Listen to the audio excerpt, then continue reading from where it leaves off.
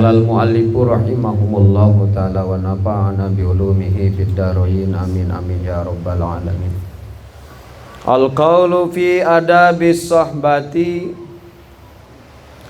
wal mu'ashirati ma'al khalqi azza wa jalla wa ma'al khalqi ma'al khaliqi azza wa jalla wa ma'al khalqi.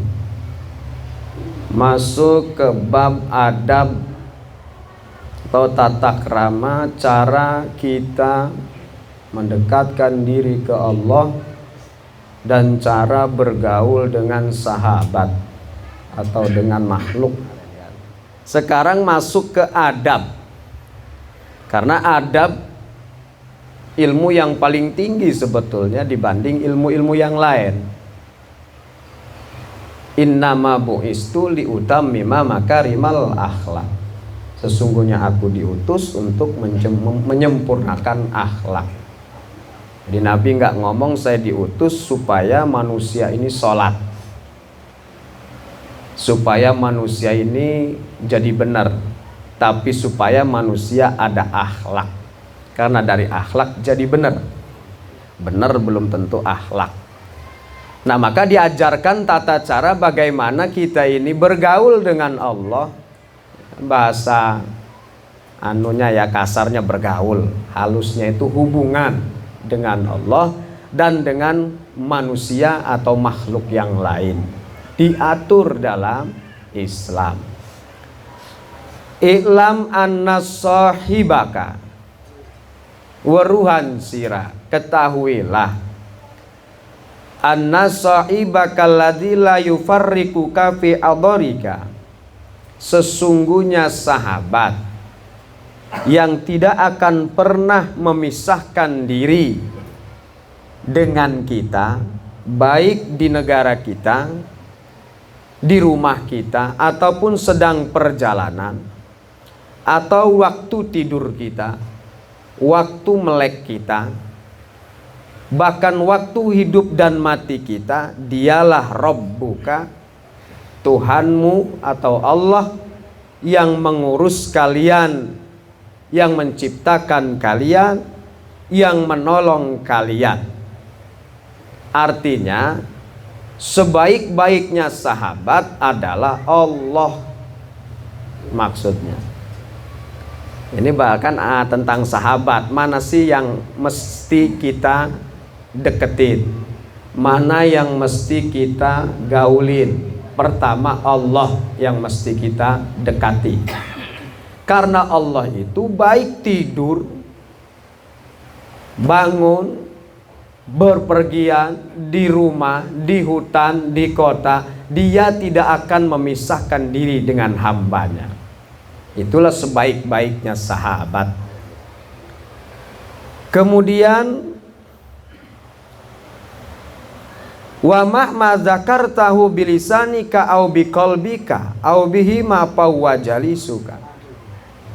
Ketika kamu zikir kepada Allah, ketika kamu ingat kepada Allah, baik dengan lisan kalian atau dengan hati kalian, ai biqalbika, maka Allah duduk beserta kalian. Belum tentu kita ingat dengan sahabat kita selain Allah, dia ingat dengan kita. Tapi ketika kita ingat dengan sahabat, maksudnya itu Allah, maka dia langsung duduk dengan kita. Nah, ini mesti ditancapkan di dalam hati. Kan fikih sudah, tauhid sebagian sudah. Ini adab berhubungan kita dengan Allah, supaya kita makrifat kepada Allah, tahu kepada Allah. Maka ketika ingat kita kepada Allah, Allah langsung duduk berbarengan dengan kita. Tapi jangan tekadkan Allah duduk seperti kita. Ketika kita zikir, Allah ngebarengi dodok barengan, ya ora. Ngeriung ngaranekun mabarengan, nanti sama dengan kita. Nggak bisa, nggak boleh. Laisa kamitsli syai'un fil ardi wala fis sama. Tidak ada yang sama dengan Allah. Artinya rahmat Allah dekat dengan kita ketika kita ingat dengan Allah. Idz qala Allah Ta'ala fil hadisil qudsi, karena ada pengendika Allah di dalam hadis qudsi. Hadis qudsi adalah hadis yang langsung Allah kepada Nabi Muhammad tanpa pelantara malaikat Jibril. Itu hadis qudsi namanya. Bersih hadis itu langsung dari Allah kepada Nabi Muhammad. Apa yang dikatakan Allah? Ana jalisun man zakaroni, saya duduk beserta orang yang zikir kepadaku. Allah ngomong nih Kanjeng Nabi, saya berbarengan atau dekat dengan orang yang mengingatku wahai Muhammad. Wa qala Allah Ta'ala abdi, kemudian Allah pun berkata, abdi, hei hambaku, hei hamba isun, ana inda zonnika bi, saya tergantung persangkaanmu. Wa ana ma'aka, dan aku besertamu, ai bit taufik, yakni dengan pertolonganku. Wa ana ma'aka bi ilmi, dan aku besertamu dengan ilmuku. Idza zakartani, apabila kamu ingat kepadaku, ai idza da'autani, yakni memanggilku, seperti halnya ya Allah atau ya Rahman, ya Rahim, fa asma'u, maka aku mendengar, ma, kata Allah, takul, apa yang kalian ucapkan. Fa uji buka, mangka ngeijabah isun ka ing sira, ku jawab apa perkataanmu itu wahai hambaku. Hadza wa ma asbaha min zikri ayyaqdatin la an ghaflatin. Semua apapun perkataan-perkataannya dengan syarat dia sadar, tidak ghaflah. Ghaflah itu lali atau mimpi, atau ngelamun, atau menyebut Allah tapi dengan lisan saja tanpa ada di hati. Seperti yang sudah terjadi setiap hari menjadi rutinitas. Mana contohnya? Seperti makan kemudian dia mengucapkan ya alhamdulillah, tapi tidak di hati karena rutinitas. Mau makan baca bismillah tapi tidak di hati karena rutinitas. Kecuali itu Allah tidak jawab. Tapi kalau kita baca bismillahnya memang dengan hati dan lisan, memang ini sunnah Nabi ketika mau makan baca bismillah, ketika selesai makan membaca alhamdulillah, maka Allah jawab bismillah itu dengan terserah Allah jawabannya. Apa maunya kita? Artinya ketika kita memanggil Allah, Allah akan jawab, Allah dengar perkataan kita. Maka kata Allah, ya bena Adam, hei anak Adam, berarti kita semua nih. In zakartani fi nafsi, apabila kalian ingat denganku di dalam hatimu atau dalam jiwamu, zakartuka fi nafsi, aku pun ingat dalam jiwaku, jere Allah. Lamun sira ingat ning kita, aku pun ingat kepadamu. Kemudian wa in zakartani fi malai, zakartuka fi malai khair, dan jika kalian ingat di tempat ramai, maka aku pun akan ingat menyebutmu di tempat ramai. Maksudnya apa? Ingat di tempat ramai, seperti kita zikiran bareng, ngeriung bareng, pokoknya zikiran nih bareng-bareng, atau di tempat ramai berdakwah, menyebut Allah, pengajian-pengajian, maka Allah akan mengingat kita di keramaian juga. Maksudnya apa? Allah saksikan seluruh malaikat bahwa hambaku telah memujiku. Ketika bareng-bareng nih zikir nih tadi, la yasalli wa sallim daiman abada, salawat kepada Nabi. Ketika niatnya memang ikhlas dari hati yang ditimbulkan, kemudian dari lisan juga memang ikhlas karena Allah, maka Allah pun memanggil para malaikatnya, wahai malaikat-malaikatku, kumpul. Tuh hambaku sedang memuji namaku. Tuh hambaku sedang bersolawat kepada nabiku. Karena kita ingat kepada Allah di tempat ramai, Allah pun umumkan di tempat ramai. Kata Allah, wa in zakartani fi jama'atin iftikharan bi wa ijlalan li baina khalqi. Jika kamu zikir kepadaku berjamaah atau di tempat-tempat ramai, maka zakartuka fil malaikatil muqarrabin. Aku ingat kepadamu kepada seluruh malaikat-malaikat muqarrabin. Wa arwahil mursalin, lan pirang-pirang arwah kang den utus, ruhnya para utusan, para nabi. Mubahatan bika, ku hebatkan namamu di hadapan mereka. Tuh hebatnya orang zikir ya. Maka banyak-banyak zikir. Tempat ramai zikir bareng, maka Allah umumkan di malaikat-malaikat Allah, bahkan ruh-ruhnya para utusan. Kalau zikir di tempat sepi, aku pun ingat, kata Allah, sendiri aku ingat kepada kalian. Wa mahma inkasara qalbuka haznan ala taksirika fi haqqin dinika bahwa sahibuka wa mulazimuka izqala Allah ta'ala fil hadisil qudsi ana indal munkasirati qulubihim min ajli. Dan barang siapa yang hatinya itu selalu memikirkan Allah demi agama Allah, karena agama ini tidak terpisah dengan kehidupan. Nggak bisa agama dipisah dengan kehidupan. Kan orang sekarang ini bahaya, liberal ini.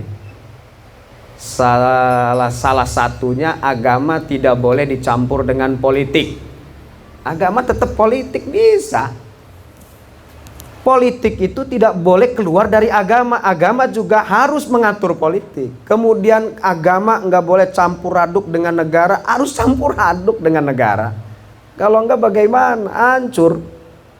Kemudian agama nggak boleh dicampur dengan perdagangan, hancur dagangnya, tidak mengikuti hukum agama kalau tidak boleh dicampur dengan agama. Lalu bagaimana kalau andaikan agama dipisah dengan hubungan manusia? Repot.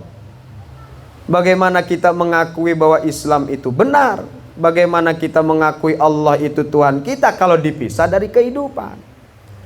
Nggak bisa. Semua itu dicampur dengan agama. Dari semenjak tidur kita sampai bangun kita itu diatur oleh agama. Mau tidur aja kan diatur tuh, ada doanya mau tidur. Kemudian sunnahnya menghadap kiblat. Kemudian bangun tidur ada doanya lagi. Setelah itu baru bangun saja kudu memuji Allah. Kemudian dia kalau mau sholat subuh dia wudhu. Udah semua tergantung dengan agama. Nggak bisa dipisah dengan agama. Kalau dipisah acak-acakan, maka wajar negara kita diuji bertubi-tubi, musibah bertubi-tubi karena agama mau dipisah. Kan nggak bisa. Maka kata Allah, jika kalian ingat dalam hidup kalian kepadaku, maka aku ingat kepadamu. Kemudian Allah mencintai orang yang hatinya selalu urusannya dengan agama, tidak lepas dengan agama, berjalannya dengan agama, minum dengan agama, makan dengan agama, apapun dengan urusan apapun dengan agama, maka Allah itu dekat dengan orang tersebut. Soke, kalau putus dengan agama, nggak bisa putus, mati dengan agama. Kemudian dibangkitkan lagi pun dengan agama. Susah jadi kalau kita putus dengan agama.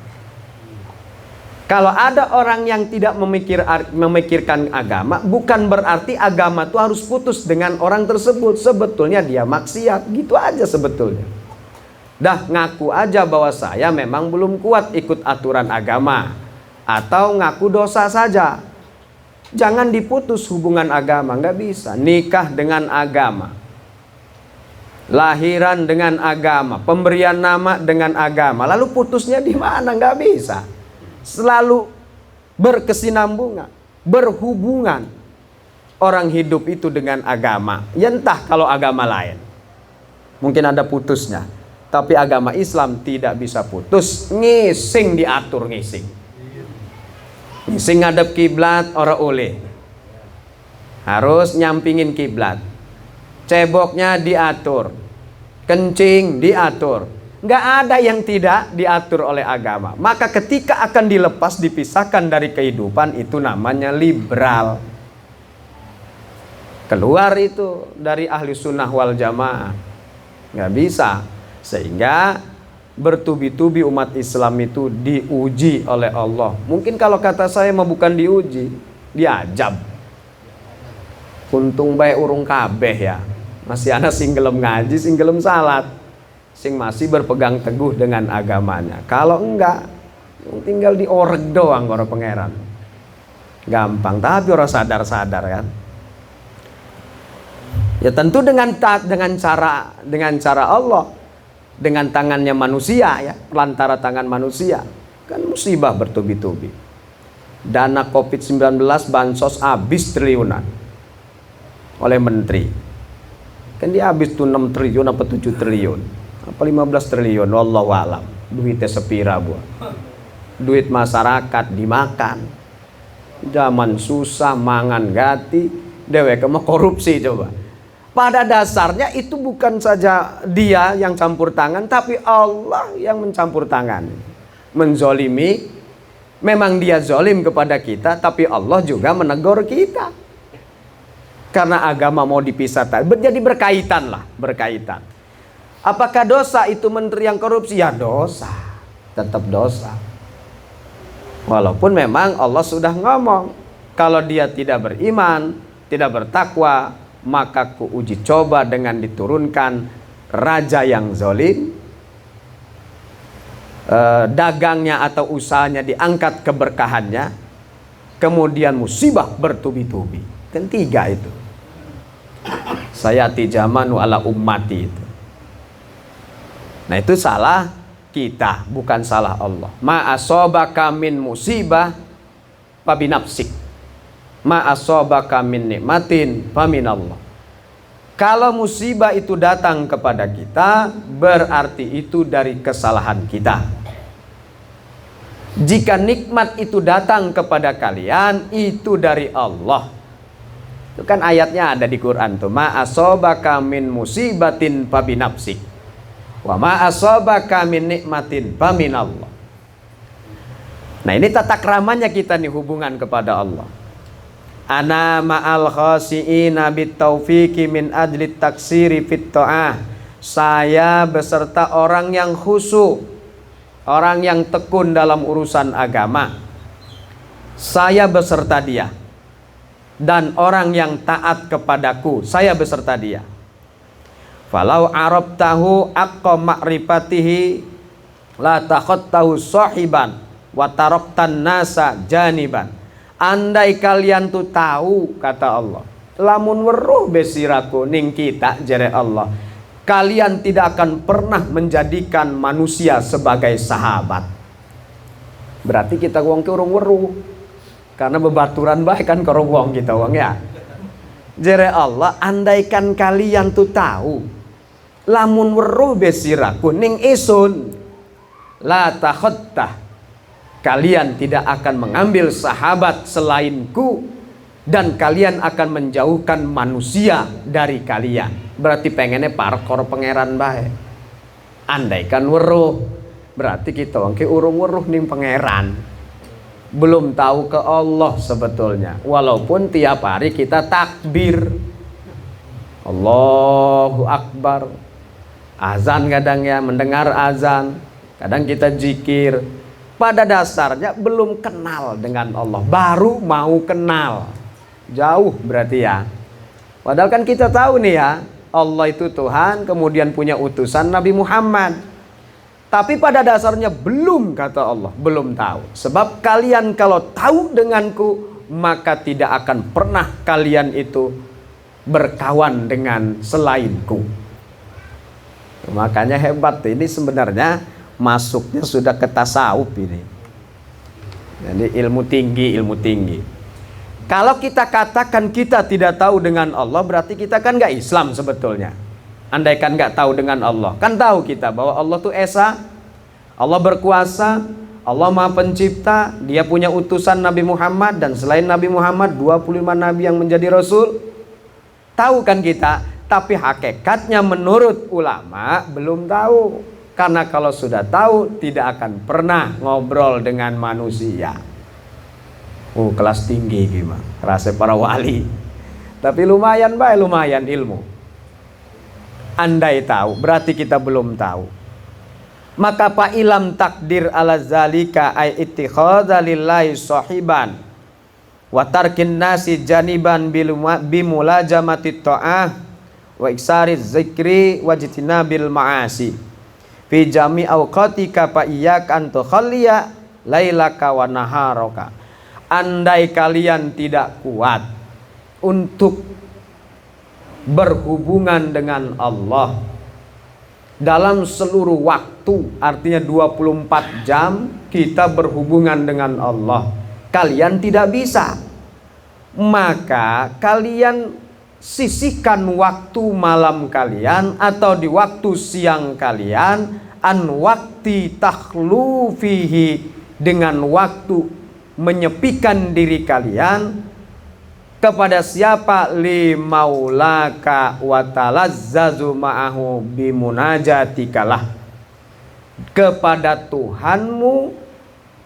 Kemudian kita zikir, selalu mengingat Allah, walau cuma 1 jam di malamnya atau 1 jam di siangnya, jika tidak 24 jam. Andaikan tidak mampu, ya sisihkan waktu di malam hari atau di siang hari untuk lezat-lezatan dengan Allah. Maksudnya berhubungan dengan Allah. Bimunajatika, dengan munajatmu kepada Allah. Dengan apa? Bisolatin nafli wa ghairiha, dengan solat sunnah ataupun yang lain-lain. Solat sunnah atau solawat atau zikir kepada Allah. Andaikan kita nggak mampu 24 jam, ya sejam be sebengi. Orang mampu sejam, ya setengah jam. Nggak setengah jam, 10 menit, 5 menit nggak jadi masalah. Namanya belajar mengenal Allah. Coba lamun ngebako kan suwe ngebako maya. Ngopi mah waduh, lamun ngobrol mengebeceos merana merene ketemu bae. Lah kahatame ngobrol. Wis peragat genana bae. Ana bae nyambung maning. Tapi kenapa ketika kita ngobrol dengan Allah 10 menit be goser-goser silit? Berarti kita belum mengenal Allah sebetulnya. Kalau sudah kenal mah rugi kita. Rugi mau berdirinya itu berhenti zikir kepada Allah itu. Karena yang hak digauli, yang hak kita deketi hanya Allah. Selain Allah enggak. Berarti ini sudah masuk ke hakikat atau ke torekoh sebetulnya. Ya kitabnya kayak kitab punya Syekh Nawawi, punya Imam Ghazali, disarai oleh Syekh Nawawi Tanara. Bidayatul Hidayah kitabnya. Atau kata Syekh Nawawi Muraqil Ubudiyah. Nah, beliau yang mensarai kitab Imam Ghazali. Ya tapi lumayan ngeloncat ke situ. Kenapa? Kan fikih sudah, syariat sudah, tinggal cara mendekatkan diri kita kepada Allah. Fa'alaika an tata'allama adabas sohbati mallahu ta'ala, maka wajiblah kepada kalian belajar tata krama berhubungan dengan Allah.